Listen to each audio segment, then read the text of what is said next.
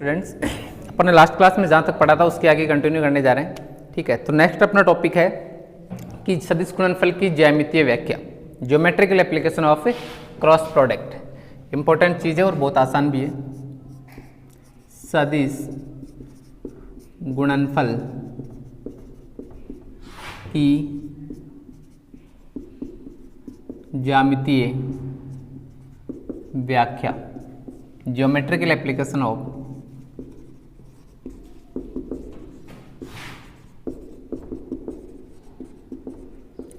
Vector product,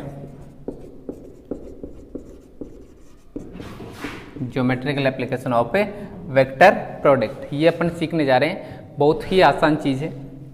ठीक है, देखो इसका मतलब क्या है। इसका मतलब ये है कि अगर आपको किसी भी पैरेललोग्राम यानी समांतर चतुर्भुज में अगर आपको दो साइड्स दे रखी है, दो एडजेसेंट साइड, ठीक है, तो एडजेसेंट साइड आपको दे रखी है, तो उसकी हेल्प से अपन क्रॉस प्रोडक्ट की हेल्प से उसका एरिया यानी उसका क्षेत्रफल कैसे कैलकुलेट करेंगे, ये चीज़ें अपन सीखने जा रहे हैं। ठीक है, देखो ये कोई पैरेललोग्राम है। पैरेललोग्राम का मतलब समांतर चतुर्भुज अपन ने बना दिया। ये पॉइंट O है, ये पॉइंट A है, ये पॉइंट B है, ये पॉइंट C है।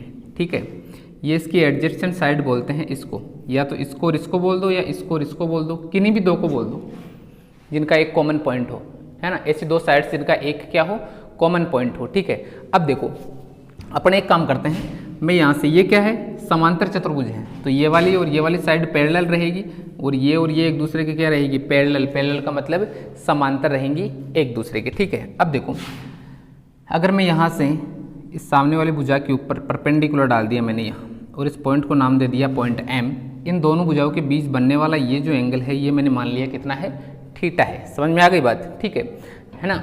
अब देखो ये वाली जो साइड है ये A वेक्टर द्वारा रिप्रेजेंट की गई है और ये किसके द्वारा की गई है, B वेक्टर के द्वारा रिप्रेजेंट की गई है। अब अपन क्या करेंगे, अपनी एक कोशिश रहेगी, मैंने एक डायगोनल बना दिया, डायगोनल का मतलब विकर्ण बना दिया। अब देखो इस समांतर चतुर्भुज दो बराबर टुकड़ों में बट गया, एक तो नीचे वाला त्रिभुज और एक ऊपर वाला त्रिभुज। तो अपन को क्या करना है, अपन को ये करना है, या आपको अगर सदिश A वेक्टर और B वेक्टर क्वेश्चन में अगर दे रखे हैं तो अपन को इसका एरिया निकालना है।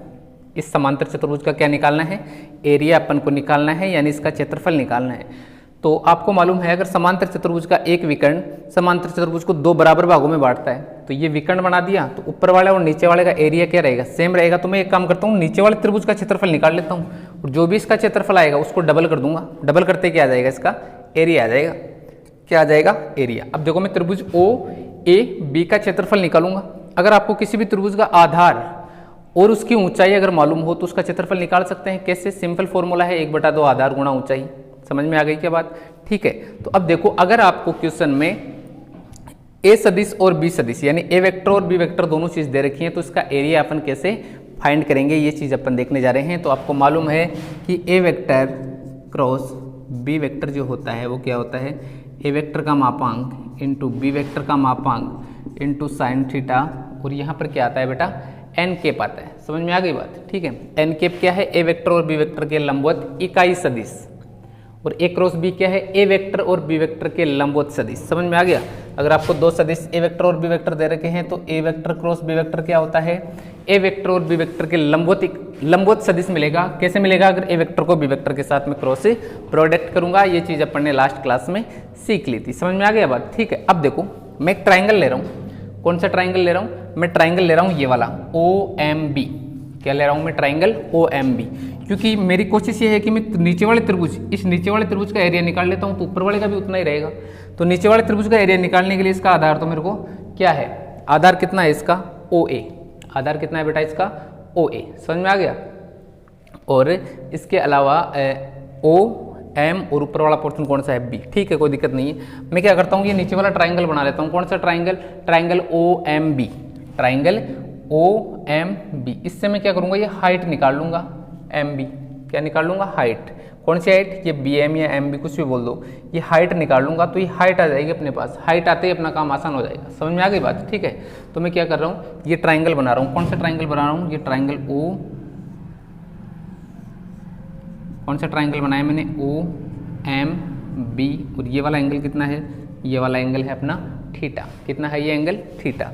अच्छा, इसमें ये वाली जो साइड है वो क्या है, बी वेक्टर के द्वारा रिप्रेजेंट है। ठीक है, अब मैं इस त्रिभुज में साइन थीटा की वैल्यू निकालूंगा, किसकी? साइन थीटा, क्योंकि मुझे क्या चाहिए? ये बी एम ही तो चाहिए, और बी एम क्या है? लंब है, तो लंब किस में आता है? साइन थीटा में आता है। तो इसमें आप साइन थीटा निकालिए, तो साइन थीटा इक्वल टू कितना हो गया? लंब। लंब का मतलब बी एम अपॉन कर्ण। कर्ण कितना है अपना?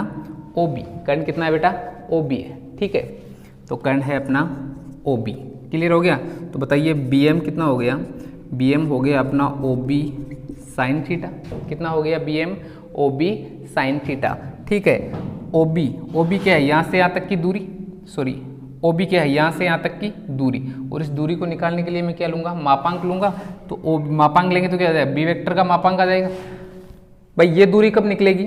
जब इस साइड को जो भी वेक्टर रिप्रेजेंट कर रहा है, कौन कर रहा है? बी, तो इस बी वेक्टर का जो मापांक होगा, मापांक से ही तो लेंथ निकलता है, मापांक से ही तो क्या निकलता है? लेंथ। तो मैं यहाँ से क्या कर सकता हूँ इस डायग्राम से कि ओ बी जो होगा वो बी वेक्टर के मापांक के बराबर होगा। तो ओ बी की जगह क्या रख दो? बी वेक्टर रख दो, बी वेक्टर का मापांक रख दो। तो यहाँ क्या रखूँगा? मापांक of B vector into sine theta. समझ में आ गया? क्या आएगा? Mod of B vector into sine theta. समझ में आ गई क्या बात? अब देखो, अब आपको क्या दे रखा है?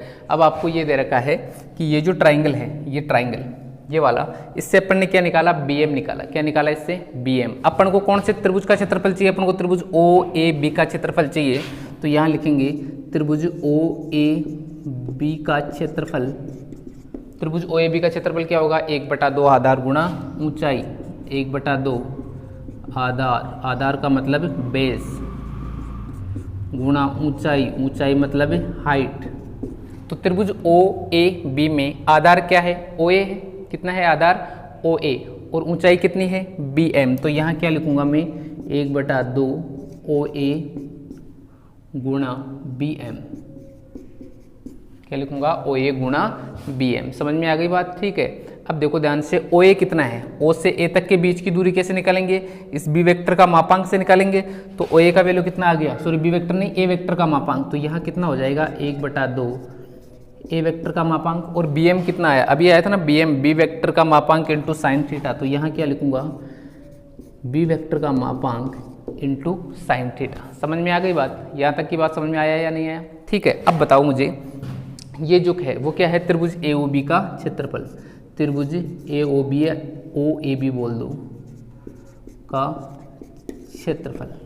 समझ में आ गई यहाँ तक की बात? ठीक है, अब आ जाइए आप वापिस। अपन ने पिछली क्लास में पढ़ा था कि A vector cross B vector जो होता है वो होता है ए वेक्टर का मापांक बी वेक्टर का मापांक sine theta into N cap. फिर मैंने क्या लिया था? इधर भी मोड लिया था, तो इधर भी पूरे के मोड लेना पड़ेगा। तो बताइए ए वेक्टर क्रॉस बी वेक्टर का मापांक क्या हो जाएगा? ए वेक्टर का मोड बी वेक्टर का मोड साइन थीटा और एन कैप का मोड। एक तरीके से साइन थीटा का मोड तो क्या आएगा? साइन थीटा आएगा। ठीक है, और एन कैप क्या है? इकाई सदिश है। इकाई सदिश का मापांक कितना होता है? 1 होता है, तो ये हट जाएगा। क्या हो जाएगा? हट जाएगा। यानी ए वेक्टर क्रॉस बी वेक्टर का मापांक जो होता है वो किसके इक्वल होता है? ए वेक्टर का मापांक इंटू बी वेक्टर का मापांक इंटू साइन थीटा। समझ में आ गई बात? तो बताइए यहाँ यही चीज बन रही है क्या? इस जगह मैं इस पूरे गोले की जगह क्या लिख सकता हूँ? इस पूरे गोले की जगह में क्या लिख सकता हूँ? A vector cross B vector का मापांक। क्या लिख सकता हूँ यहाँ पे? A vector cross B vector का मापांक। आ गई बात समझ में? ठीक है, तो यहाँ क्या लिखूंगा? ए वेक्टर क्रॉस बी वेक्टर का मापांक। यानी अपने पास त्रिभुज ओ ए बी का क्षेत्रफल कितना आ गया? इसका क्षेत्रफल आ गया 1/2 ए वेक्टर क्रॉस बी वेक्टर का मापांक। समझ में आ गई बात? 1/2 ए वेक्टर क्रॉस बी वेक्टर का मापांक। तो ये बहुत इंपॉर्टेंट चीज़ है, बहुत इंपॉर्टेंट फॉर्मूला है। ये फॉर्मूला कब यूज में लेना है? जब आपको ए वेक्टर और बी वेक्टर दोनों दे रखे हैं। किसी त्रिभुज की 2 भुजाएं दे रखी है, एक भुजा अगर ए वेक्टर द्वारा रिप्रेजेंट है, दूसरी भुजा बी वेक्टर द्वारा रिप्रेजेंट है, और उस त्रिभुज का क्षेत्रफल निकालने के लिए बोले तो अपन क्या करेंगे? ए वेक्टर क्रॉस बी वेक्टर निकालेंगे, उसका मापांक निकालेंगे, और जो भी आएगा उसको 1/2 से गुणा कर देंगे, तो क्या आ जाएगा? उस त्रिभुज का क्षेत्रफल। तो ये फॉर्मूला बहुत इंपॉर्टेंट है, इसके ऊपर स्टार लगा लेना। ये फॉर्मूला कैसे निकल के आया, इसका डेरिवेशन, इसकी पूरी व्याख्या अपन ने यहाँ की है। ठीक है, तो ये फॉर्मूला कब यूज में लेना है? जब किसी भी त्रिभुज की 2 भुजाएं आपको 2 सदिशों द्वारा रिप्रेजेंट करके दे रखी हैं और बोले कि उस त्रिभुज का क्षेत्रफल बताइए, तो फॉर्मूला क्या लगाएंगे? 1/2 ए वेक्टर क्रॉस बी वेक्टर का मापांक। समझ में आ गई बात? ठीक है, इसी के आगे अपन अब क्या करेंगे? अब अपना काम क्या है?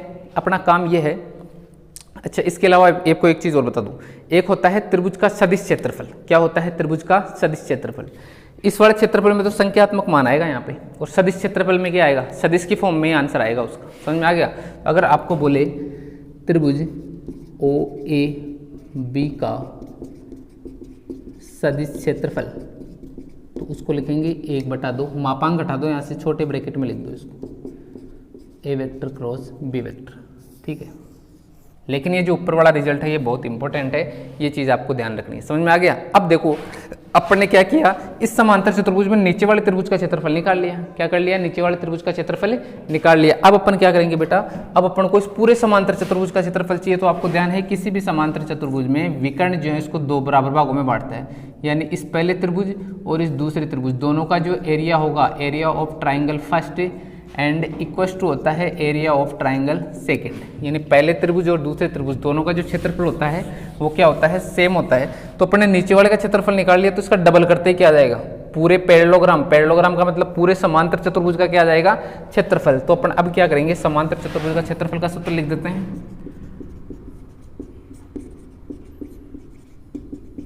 समांतर चतुर्भुज ओ ए बी सी का क्षेत्रफल बराबर क्या होगा, 2 गुना होगा किसका, त्रिभुज ओ ए बी, त्रिभुज ओ ए बी के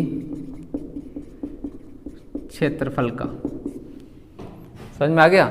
समांतर चतुर्भुज का क्षेत्रफल, इस पूरे समांतर चतुर्भुज ओ ए बी सी का जो क्षेत्रफल होगा वो किसके बराबर होगा, नीचे वाले का एरिया अपन ने निकाल लिया, नीचे वाले त्रिभुज का, इसका डबल करते क्या आ जाएगा, पूरे का क्षेत्रफल आ जाएगा। तो बताइए 2 गुणा त्रिभुज ओ ए बी का क्षेत्रफल कितना है, ये वाला, तो इसकी वैल्यू उठा के यहाँ रख दीजिए, ये कितना है 1/2 इंटू ए वेक्टर क्रॉस बी वेक्टर, ये इससे कैंसिल आउट हो गया। तो बताइए समांतर चतुर्भुज,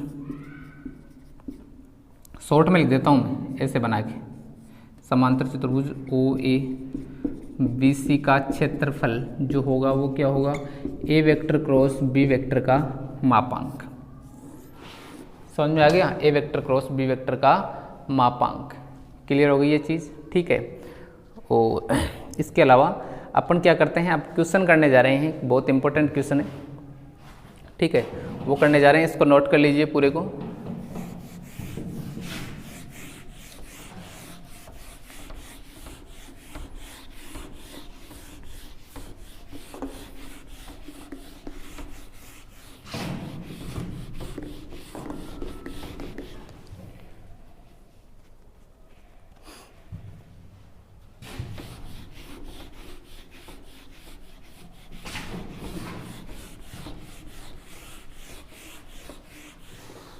यानी अपन ऐसे भी कह सकते हैं किसी समांतर चतुर्भुज की 2 एडजेसेंट साइड, ये ए वेक्टर है और ये बी वेक्टर है, दे रखा है क्वेश्चन में, तो ए क्रॉस बी के मापांक करने पर जो वैल्यू आएगी वो उस पूरे समांतर चतुर्भुज का क्षेत्रफल आएगा। क्योंकि समांतर चतुर्भुज का क्षेत्र अभी अपन ने यहाँ निकाला, तो फाइनली आंसर क्या आया था, ये आया था ना फॉर्मूला निकल के, ठीक है। इसमें ए वेक्टर और बी वेक्टर क्या है, इस समांतर चतुर्भुज की 2 संलग्न भुजाएं, ये वाली और ये वाली, ठीक है, जिनका एक कॉमन पॉइंट हो, उन्हीं को बोलते हैं एडजेसेंट साइड्स।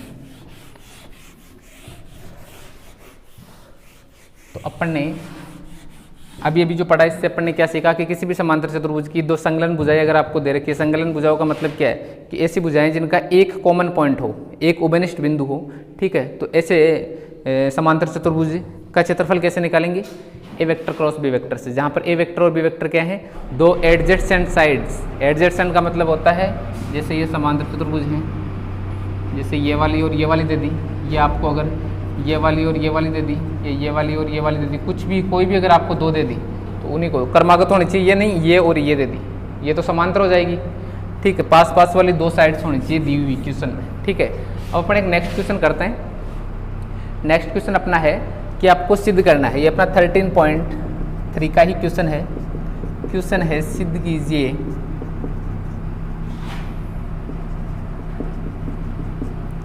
कीजिए कि आपको सिद्ध करना है कि A vector cross B vector, इसका जो होल स्क्वायर है वो आएगा A dot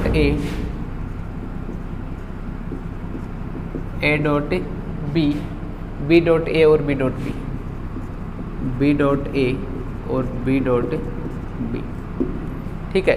prove that this equals to determinant of this, यानी ये जो है वो इसके बराबर होगा, ये चीज़ अपन को सिद्ध करनी है। समझ में आ गई बात, ठीक है। अब अपन सोल्व करने जा रहे हैं, इंपॉर्टेंट क्वेश्चन है, ध्यान रखना। सॉल्यूशन करने जा रहे हैं। सबसे पहले लेफ्ट हैंड साइड से स्टार्ट करते हैं अपन। लेफ्ट हैंड साइड में देखो आपको क्या दे रखा है, ये दे रखा है, इसका स्क्वायर दे रखा है। तो एक चीज़ बताओ मुझे, अगर आपसे कोई बोले कि भैया ए वेक्टर क्रॉस बी वेक्टर क्या होता है, तो आप आंसर क्या देते हो? ए वेक्टर का मापांक, बी वेक्टर का मापांक, और इसके आगे क्या आता है अपना साइन थीटा। अगर मैं बोलूँ इधर स्क्वायर है तो इस पूरे का भी क्या करना पड़ेगा आपको? स्क्वायर। यहाँ पर एन कैप क्या होता है? इकाई सदिश होता है, जिसका वैल्यू तो कितना आ जाता है? 1 आ जाता है, क्योंकि मैं इधर भी मापांक लूंगा और इधर भी मापांक लूंगा तो उसका वैल्यू कितना आ जाएगा? 1 आ जाएगा। इसलिए मैंने उसको यहाँ पे नहीं लिखा, इधर भी स्क्वायर कर दिया, इधर भी स्क्वायर कर दिया। क्लियर हो गई क्या बात? तो अब बताइए मुझे, ए वेक्टर क्रॉस बी वेक्टर का स्क्वायर जो है उसको मैं ऐसे लिख सकता हूँ क्या? ए वेक्टर के मापांक का स्क्वायर, बी वेक्टर के मापांक का स्क्वायर और साइन स्क्वायर थीटा। समझ में आया या नहीं आया? ठीक है, अब देखना इसको आगे और सिंप्लीफाई करके अपन यूँ लिख सकते हैं क्या? ए वेक्टर के मापांक का स्क्वायर, बी वेक्टर के मापांक का साइन स्क्वायर थीटा को मैं 1 माइनस कोस स्क्वायर लिख रहा हूँ, क्योंकि ऐसा लिखने से अपन को थोड़ी देर बाद में फ़ायदा मिलने वाला है। ठीक है, इसके आगे देखिए, ए वेक्टर क्रॉस बी वेक्टर का होल स्क्वायर, इसको मैं अंदर मल्टीप्लाई कर रहा हूँ। इसको ऐसे लिखने से क्या फ़ायदा मिलेगा, ये नेक्स्ट स्टेप में आपको साफ साफ दिख जाएगा। पहले आप इसको अंदर मल्टीप्लाई कीजिए, तो ये कितना हो गया? माइनस ए वेक्टर, यहाँ स्क्वायर भी है, समझ में आ गई बात? ये वाली चीज़ हो गई। अब मुझे एक चीज़ बताइए, आपने पढ़ा था अदिश गुणनफल में कि A vector dot B vector क्या होता है बेटा? ये होता है ए वेक्टर का मापांक, बी वेक्टर का मापांक और कोस थीटा। ऐसा होता है या नहीं होता? अगर मैं इधर भी स्क्वायर करूँ, इधर भी स्क्वायर करूँ, तो इधर अगर मैं स्क्वायर करूँगा तो यहाँ स्क्वायर और यहाँ भी स्क्वायर लग जाएगा, यहाँ भी स्क्वायर और यहाँ भी स्क्वायर। समझ में आ गई क्या बात? ठीक है, तो ये चीज़ मैं यहाँ लिख रहा हूँ, चूँकि ए वेक्टर डॉट बी वेक्टर जो होता है वो क्या होता है? ए वेक्टर का मापांक, बी वेक्टर का मापांक कोस थीटा। तो इसका मैं इधर स्क्वायर करूँगा तो यहाँ भी स्क्वायर, यहाँ भी स्क्वायर। चलो इसको रहने दो ऐसे ही, आप समझ जाएंगे ना, आप खुद ही समझ जाएंगे। तो ये यहाँ पे लिख लेना, क्योंकि ये इसके इक्वल होता है, इसलिए मैं यहाँ पर क्या लिख सकता हूँ? अब बताओ मुझे, इसको ऐसा लिख दूँ, A vector cross B vector का whole square equals to A vector के मापांक का स्क्वायर, बी वेक्टर के मापांक का स्क्वायर माइनस ए वेक्टर के मापांक का स्क्वायर, बी वेक्टर सॉरी इस पूरे की जगह क्या लिखूंगा? इसका स्क्वायर करके लिखूंगा ना, इधर भी स्क्वायर करूंगा और इधर भी स्क्वायर करूंगा। समझ में आ गई क्या बात? अभी मैंने वहाँ समझाया ना आपको। इसकी जगह क्या लिख सकता हूँ? ये। तो बताइए अब यहाँ पर इसकी जगह क्या लिखूंगा? ए डॉट बी का होल स्क्वायर। तो यहाँ क्या आएगा बेटा? ए वेक्टर डॉट बी वेक्टर का होल स्क्वायर। समझ में आया या नहीं आया? समझ में आ गई बात? ठीक है, अब आगे इसको सिंप्लीफाई कर लेते हैं अपन। देखिए आपने ये भी पढ़ा है, आपने ये भी पढ़ा है, आपने ये चीज़ पढ़ी है ना कि A vector dot A vector को मैं क्या लिख सकता हूँ? इसको लिख सकते हैं अपन ए वेक्टर के मापांक का स्क्वायर। ये चीज़ पढ़ी है ना अपन ने, जब डॉट प्रोडक्ट अदिश गुणनफल पढ़ा था। ठीक है, उसी हिसाब से मैं बी डॉट बी को भी क्या लिखूँगा? B vector dot B vector को भी मैं क्या लिखूँगा? बी वेक्टर के मापांक का स्क्वायर लिख सकते हैं ना अपने से। तो बताइए यहाँ पर इसको क्या लिख सकता हूँ मैं? A vector dot A vector. Clear हो गई क्या बात? इस आगे वाले को क्या लिख सकता हूँ? A vector dot sorry B vector dot B vector, और ये क्या है? इसको क्या लिख सकता हूँ? A vector dot B vector, और यहाँ पे A vector dot B vector. इसको दो अलग अलग पदों में लिख दिया अपन ने। समझ में आ गई क्या बात? ठीक है, अब मुझे एक चीज़ बताइए, आप इस पूरी चीज़ को यहाँ से लेके और यहाँ तक मैं ऐसे लिख सकता हूँ क्या? लेफ्ट हैंड साइड में तो क्या है अपना? A vector cross B vector का होल स्क्वायर इक्वल्स टू, इसको मैं ऐसे लिख सकता हूँ? A vector dot A vector, A vector dot B vector, B vector dot A vector और B vector dot B vector. समझ में आ गया? क्योंकि जब मैं इस सारणिक को ओपन करूँगा, कैसे ओपन करते हैं? इसको इसके साथ मल्टीप्लाई, फिर माइनस इसको इसके साथ, तो यही चीज़ बनेगी, ये वाली चीज़ ही बनेगी ना। ठीक है, इसको जब मैं ओपन करूँगा तो ये वाली चीज़ ही बनेगी। दोबारा से मैं रिपीट कर रहा हूँ, अगर मैं इसको ओपन करूँगा तो ये वाली चीज़ ही बनेगी। इसलिए इस पूरे की जगह क्या लिख सकता हूँ? ये सारणिक बना के लिख सकता हूँ ना, तो ये चीज़ प्रूव हो गई। क्या हो गया? ये चीज़ प्रूव। अभी थोड़ा डिस्टर्बेंस हो गया था वो इसमें।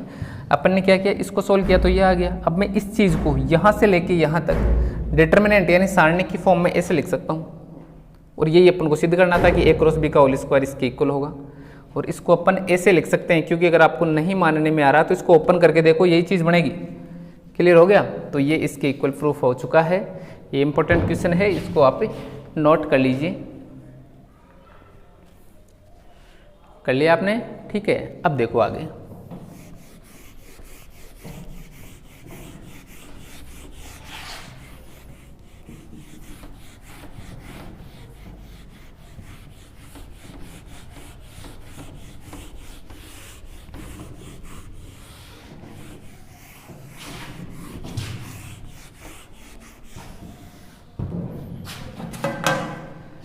ठीक है, इसके आगे अपन एक क्वेश्चन कर लेते हैं और उस क्वेश्चन के बाद में नेक्स्ट अपन देखेंगे।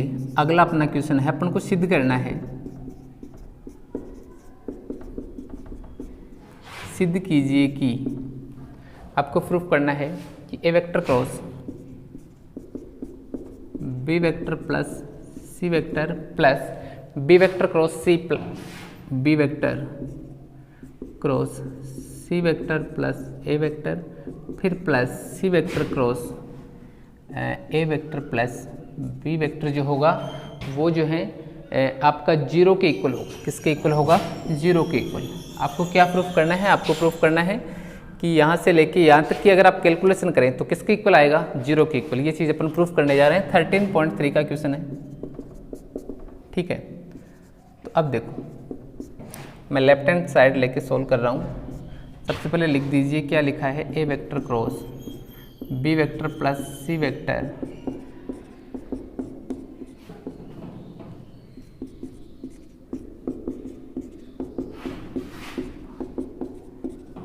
ठीक है, ये अपन ने लेफ्ट हैंड साइड ले लिया। अब कैलकुलेट करने जा रहे हैं अपन, इसको कैसे ओपन किया जाता है, यानी ए को अंदर कैसे क्रॉस मल्टीप्लाई करेंगे। यहाँ इसको लिख दो, सबसे पहले क्या लिखा है, ए वेक्टर, फिर इसको क्रॉस करना है बी वेक्टर के साथ, तो यह आ जाएगा ए वेक्टर क्रॉस बी वेक्टर। फिर किसका चिन्ह है? प्लस का, तो यहाँ प्लस लगा दीजिए।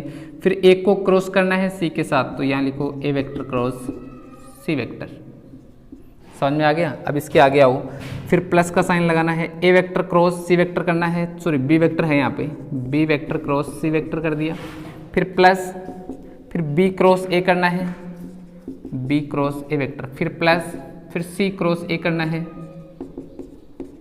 फिर प्लस सी क्रॉस बी करना है।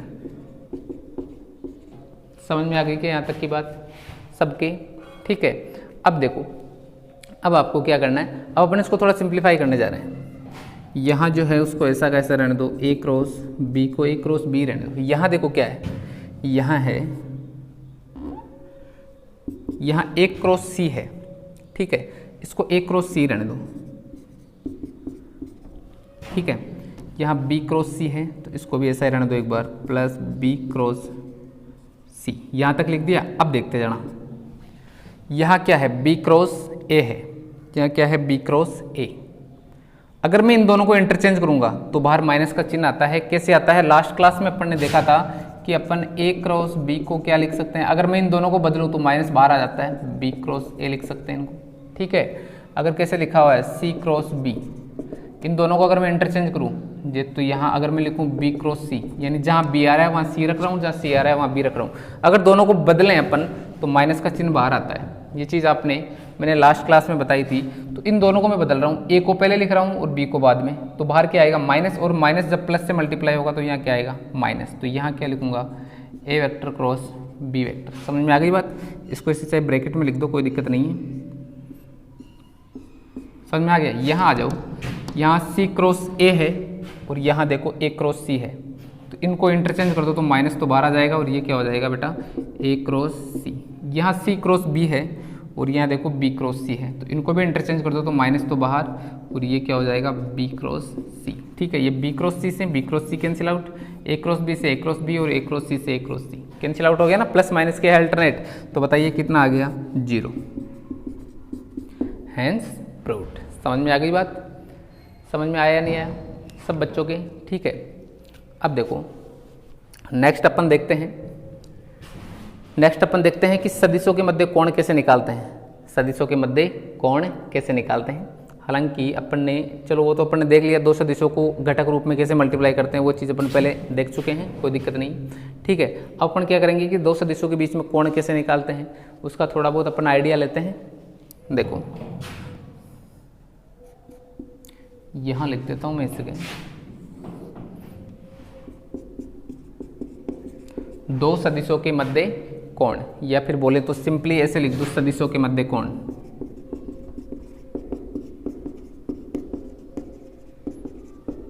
हालांकि जो अपन ने पीछे फॉर्मूला पढ़ा था उसी फॉर्मूले की हेल्प से अपन निकालेंगे, ए क्रॉस बी वाले फॉर्मूले की हेल्प से सदिशों के मध्य कोण, एंगल बिटवीन वेक्टर्स।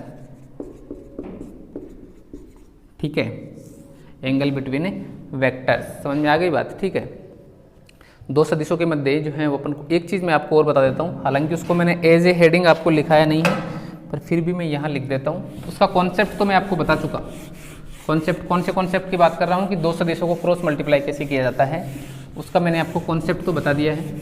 ठीक है, फिर भी उससे पहले अभी मैं जो मैं लिख रहा हूँ उसको आपको नोट डाउन करना है और उसके बाद आपको उस वाली चीज़ को नोट डाउन करना है जो मैं अब आपको सिखाने जाऊँगा।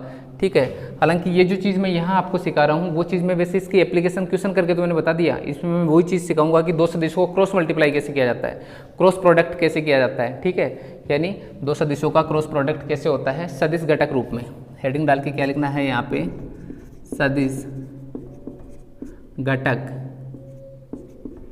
रूप में, वेक्टर इन कॉम्पोनेंट फॉर्म, वेक्टर इन कंपोनेंट फॉर्म। जैसे मान लो आपके पास में दो सदिश हैं, एक आपके पास में है A vector equals to a1 i cap plus b1 j cap plus c1 k cap, और दूसरा सदिश है बी वेक्टर, ये है आपका a2 i cap b2 j cap c2 k cap. समझ में आ गई बात। ठीक है, और अगर आपको a क्रॉस b कैलकुलेट करना है तो कैसे करते हैं, i कैप j कैप और k कैप लिखना है।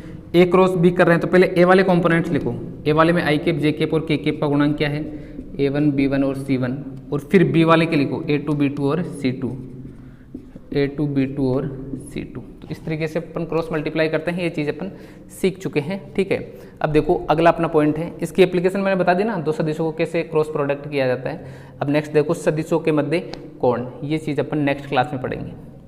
ठीक है, सदिशों के मध्य कोण कैसे निकालते हैं ये चीज़ अपन नेक्स्ट क्लास में पढ़ेंगे। तो अभी तक के लिए यहीं तक अपन ने सीखा है, इस चीज़ का आपको ध्यान रखना है, बाकी अपन नेक्स्ट क्लास में करेंगे।